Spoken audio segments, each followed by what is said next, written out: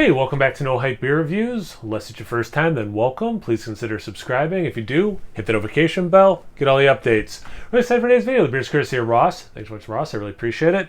Also really excited because it's not super hot outside. It's a cool 77, so I was like, man, I want a bigger beer. So this is Ryeway to Heaven.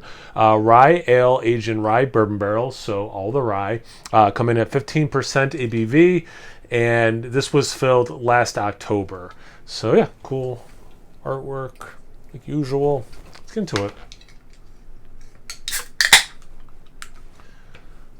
Yeah, it started raining and cooled things off, so finally getting a little bit of a break from this heat.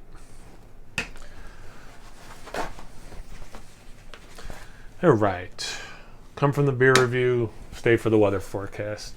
All right, so wasting so much of it. So it's a light brown, red, crimson kind of color. I can see through it a little bit. Obviously, it's not super clear.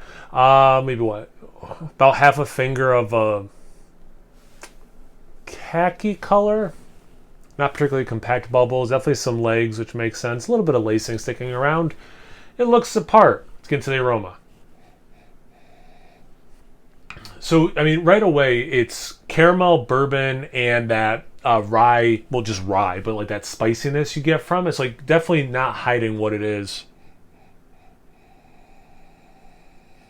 Some oak tannins. Man, that rye is, I mean, I guess it makes sense because the beer and the barrel aging both have rye, but like this, yeah, this has so much rye. I like how it's interwoven with this caramelized sugar thing.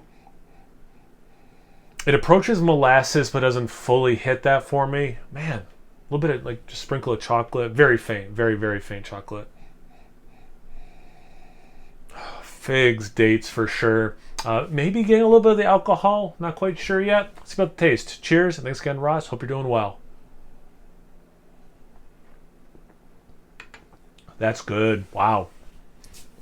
Because this does have that sweet, almost syrupy light syrup. It's somewhere in that realm, and because it's so sweet, but man, I don't know exactly what's doing the heavy lifting. I'm gonna say the rye, but maybe it's the barrel aging, but the rye seems to bring some balance to it because of that little spicy note it has, but it is pretty sweet. You get simple syrup made with like raw cane sugar. You get figs, dates, more dates than figs, just caramel generically. So again, it has these things that make it seem super sweet, but then there are things that bring some balance, and I think the rye and the barrel for sure are two things doing that. Probably the alcohol as well.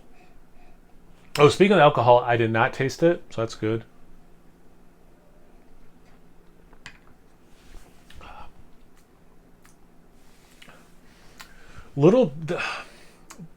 That little bit of chocolate seems to be slowly intensifying. This beer's never going to drink like a stout, but like that sip, the chocolate was really interwoven with this cordial cherry thing, so it totally tasted like that.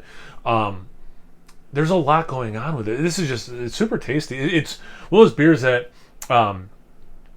has a lot going on, but nothing gets in the way of anything else, so it's a cohesive experience as well, and it just ends up being delicious.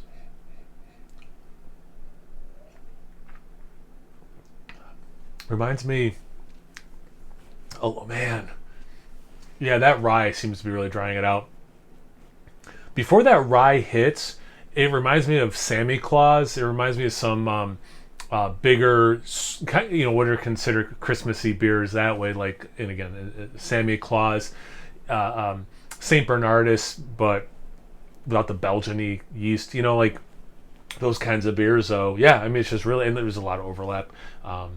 Barley wine-y as well. Yeah, this is super tasty, so thanks again, Ross. I really appreciate it.